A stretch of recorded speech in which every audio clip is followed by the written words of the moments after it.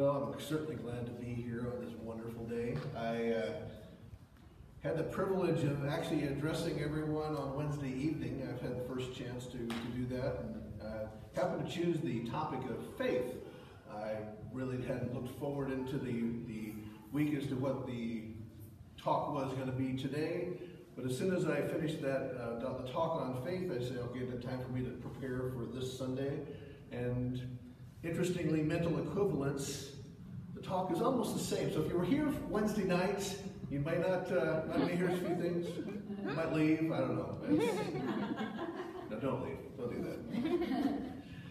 But it was a great opportunity, and it was a lot of fun. So you might certainly hear a few things that are similar, simply because there's a lot that's very, very close to faith and belief when we talk about mental equivalence. So anyway, all my philosophy classes taught me when I write a paper that the first thing you do is you have a question that you need to get answered. So you're going to find that a lot of my talks start with a question. And simply because I want you to think about, that's because it kind of sets the stage as to the answers to that question, or at least what comes to mind during that question, is really something to hang what's being said after that on, to basically so you can carry the words into the week so they can become more alive and awake for you. So my question this week is, what do you really, really, really want? Now, put that in your mind and says, what do you really, really want? Now, I'm talking about something you really, really, really want. The thing is that if you think about that one thing, do you believe that you can get it? That's the trouble. Do you believe that it's possible for you to have? Because a lot of times the things we really, really, really want, we don't believe it. I want $100 million. Am I going to get it? I believe that I have the capacity to do that, but whether it's going to show up in my life, I'm leaving that up to God. I found out that the more I take myself out of the equation, the more that shows up in my life that's wonderful and perfect, and so I am totally open to that experience. And the donation of this church that would happen because of that would definitely change the cash flow in this place. I'm really excited that would be a possibility. But do you believe that's what you want? Is it something that you think you can have? Is it something that you really embrace? That is this what I have? Is this what I really can have? Is it something that's really, do I deserve it? So if that's the case, and you think that, okay, it's something you really want and you believe that you can have it, so what are you doing about it? Could someone look and see what's going on in your life and be able to identify that is something that you could actually be convicted on? Basically, is it something that you could, is there enough evidence to basically say that, oh yeah, that person, that's what they really believe. They're getting ready for it right now. Think about what you really want. What is it that you're doing today that's helping support that? Are you doing just spiritual work? Are you actually changing the way that you behave, the way that you feel about things, the way that you allow the universe to unfold for you? Dr. Holmes talks about this. He says, so why are one man's prayers answered and another's remain unanswered? Is it because God desires more good for one person than the other? No, that's not it. It must be that all persons in their approach to reality receive results not because of what they believe in, but because of their belief. Does that make sense to you? That you can believe in something, but do you believe it? There's a difference. You can say, I believe in light, but I don't believe that I deserve that light. I believe in the capacity to have everything that I ever want, but I don't necessarily believe truly in my heart. There's an emotional component to it that you don't have, that doesn't allow you to continue to move forward in that expression. Our thoughts get in the way. We get distracted. Anyone get distracted? Happens all the time. The older I get, the more distracted I get. What's up with that? I don't know why that's the case. But the thing is that I like the idea that there's just so many things that I need to do and want to do and have the opportunity to do that I tend to get distracted. There's just all sorts of fun things that are out there, and I like to embrace them all. And I just keep saying yes.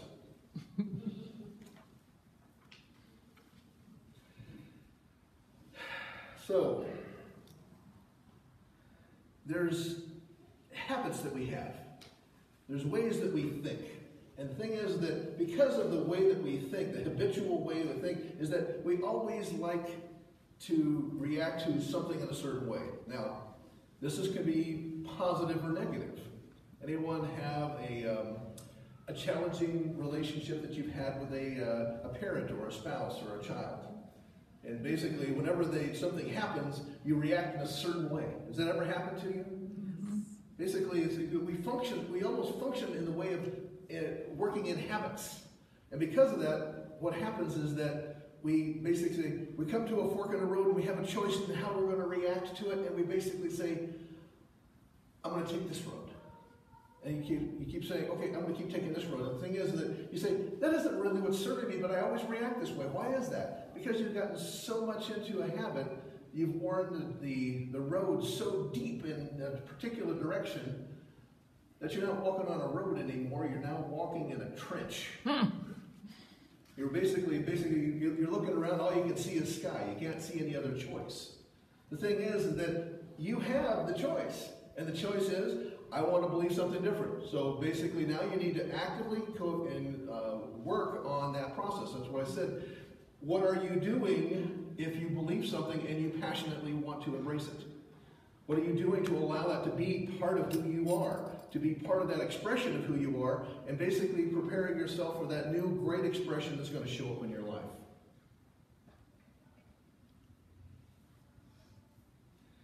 Trouble is, when we have this habitual way of thinking, is that we almost have to climb out of the trench to be able to make that other choice. So there's a lot of effort in it. And sometimes it's easier not to make the effort. So we just kind of habitually just keep doing, okay, this is how I'm going to react. This is what it's going to be. The thing is that because you have the capacity to make that choice, you also have the capacity to make it easier. And it's simply because if you decide that this is the way it's going to be, and you allow yourself to embrace that idea and continue to support it, and do whatever it takes to remind yourself, and that's where affirmations and prayer and things that continues to focus us on what we want. Has anyone ever written down an affirmation to say, this is who I am, this is what's going to be, this is what's going to show up in my life, and write it down and put it on your mirror in your bathroom or something like that? Anyone ever done that? Mm-hmm. If you haven't, you should, because frankly it's a great way of reminding you at least once a day, or sometimes. The thing is that you get reminded to focus on, this is really who I am. This is that reminder of who I am. This is what we would need to do. And if you have done this, and you've done the work that you know that you're supposed to do, and you still have trouble, you know, I love this idea that we have now prayer request cards. I just saw that today and I go, what a phenomenal idea. Because what happens is that you now need to put something down and you really recognize that you've got some folks, some very skilled folks, they're going to get a chance to look this over and actually put you in their prayer circle, into their focus on what is the reality in the world. And they're very, very good at focusing what they want to see in the world, so they actually get to share that energy with you. And they're more than willing to do it. It took them a lot of work to get to this point, and the thing is that once they put their mind to something, they tend to demonstrate pretty good. Talk to them about it. But this is one of the ways you can do that. You can just put a prayer request in. Legibility is important, not mandatory, but it is important. It helps us be able to get back to you and make sure we get clarity as to what needs to happen. So when you create this new experience, basically you're focusing on this. Once you start believing what's going on, there's something that happens around you. Basically, your thoughts tend to focus more in a particular direction, different than what was before. But what happens is that that body of thought kind of surrounds you. They call it a mental atmosphere. You're basically surrounded by things that tend to want to draw things to you. And what also happens, the next step past that, is that there's a spiritual form, a prototype that forms. And this is what spirit basically recognizes and either pours itself into it and demonstrates, or it basically acts to attract what's already in existence into your experience. The good news is, either way, you both get to experience what you're focused on. The thing is, we want to make sure that you understand how this works. That's what a mental equivalent is. It's basically this spiritual prototype that is behind everything that we experience. And it doesn't matter if it's a physical thing or a spiritual thing or a mental thing. Whatever our experience, there's a spiritual prototype behind all of it. So whatever has shown up in your life up to this point in your life, there has been a spiritual prototype of what that was. Now, I have demonstrated a lot of things that I probably wouldn't ever choose to demonstrate again. I would like to forget some of the things I've demonstrated, saying, that was a great experience, but I am not going to ever do that one again. I'm sure that some of you have had that same experience. The thing is that the mental equivalent doesn't have to be stuck in any one particular form, because as you change how you think, that form changes. The demonstration changes. What your reality changes and your experience changes.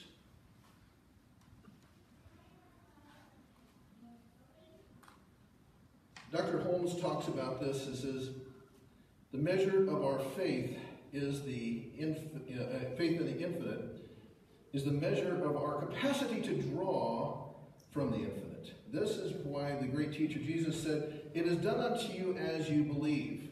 Now, this is that mental equivalent type of thing that we're talking about. Talking about belief, but basically it's the same thing.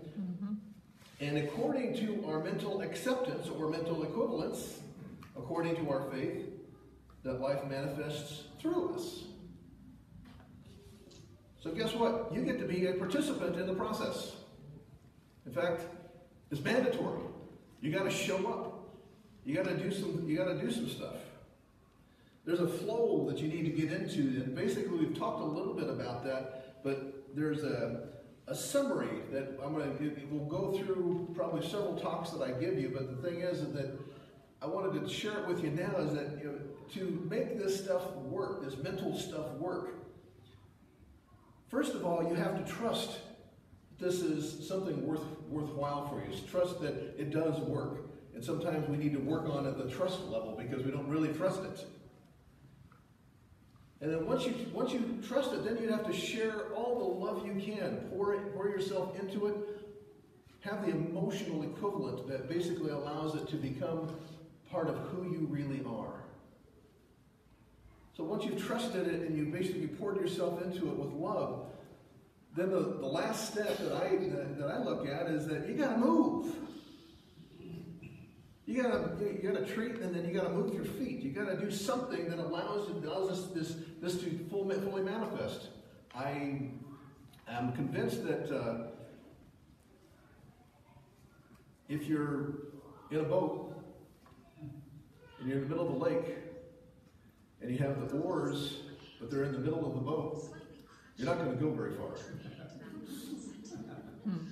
You got to put the oars into the water. You got to basically you have to do something to start moving yourself in the direction you want to go. And guess what? You have any direction that you want to choose. You have to choose it. You have to believe it. And then you have to energize the process.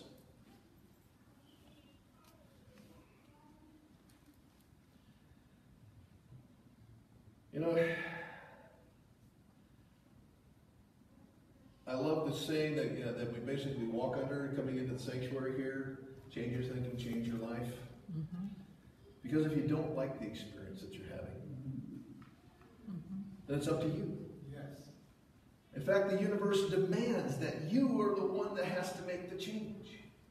That's what has to move you forward, is that you have to realize that you need to do something. That's where the move comes in. You got to do something different. You have to change the way you're thinking. You have to change the way that the way that you react to life, the way that you recognize the habitual ways of thinking, and say, "This isn't me anymore." There was a point in time that I had a very, I'll say, challenged relationship, and it was with my first wife, and it basically was one of those ones that basically I could not get rid of. I just would not let it transcend. And frankly, it took me years of just grief and agony and a lot of negative thinking until I finally got into science of mind, and all of a sudden I started realizing, okay, all of this angst and this anger and this challenge that you have, it doesn't affect that other person in the one iota. It's all you. You get to have your own pity party. And it was one of those really enlightening moments that I had that I go, oh my heavens, all I have to do is change my thinking and I get to experience something different. And I did. Because as soon as I fully changed the idea and believed that, gee, this is all me. This person isn't suffering at all because of that. Maybe that's why I was trying to do it. I don't know. But the thing is, as soon as I changed me, all of a sudden I got a chance to experience a whole new level of life, and all of a sudden I was actually open to another possibility. And that's probably the one thing that I recognize that allowed me to ask my current wife to marry me. So the blessing is that as soon as you release what doesn't serve you, and just recognize that you created that too. I mean, take ownership of it, say, I did it. The thing is that you can let go of it just as fast. And as soon as you do, that was what allows you to be the full expression of yourself. When we talk about being your authentic self, that's who you really are at the truth level.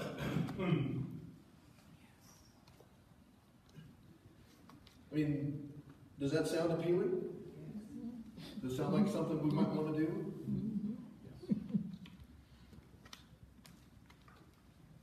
Well, continuing on with one of the Dr. Holmes quotes from earlier, it says, we must have a mental equivalent. We must recognize what mental equivalent means. A person who works for $10 a week has no mental equivalent for $500. There must be something inside of us which equals the thing that we want to do. So what do you want to do? That goes back to the first question. What do you really, really, really want?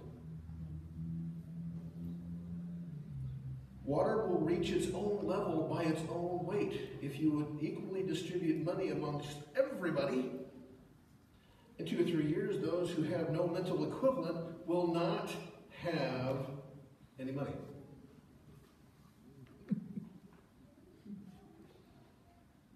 The people who are the most intelligent along these lines get it all back.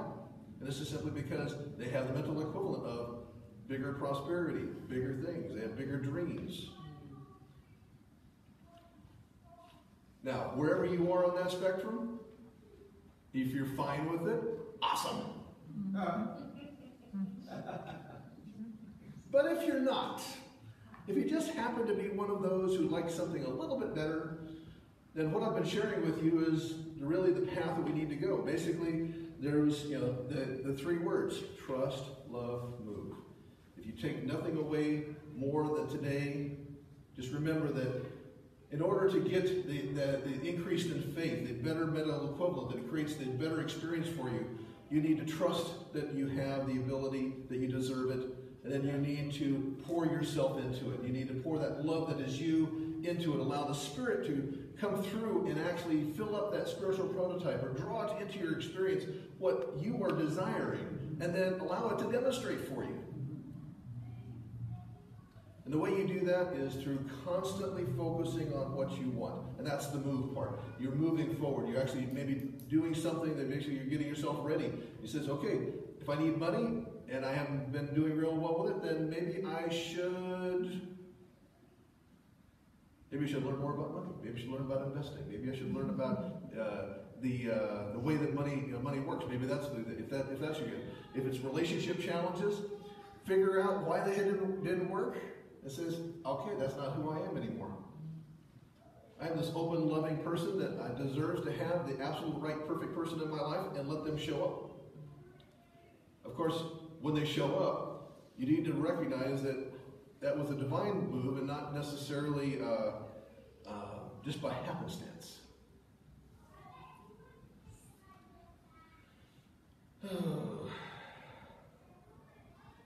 So it almost seems like magic, doesn't it? I mean, basically that's all we have to do. We just need to trust ourselves and allow us to be who we are, pour ourselves into what we want, and allow it to show up in our lives. Simply changing your thinking can change your life. When we are in the experience of appreciating the sacredness of life, you become open to a whole new world of unlimited potential.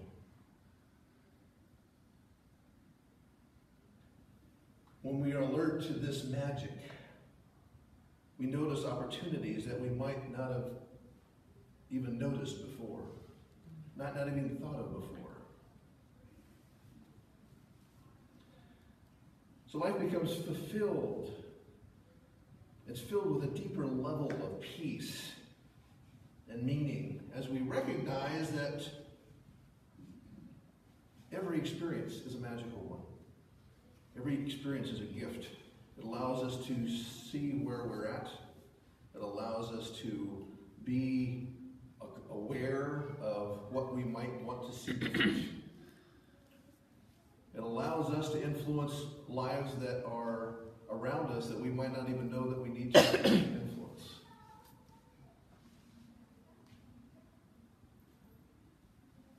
Each experience leads us to an ever-expanding expression of our soul.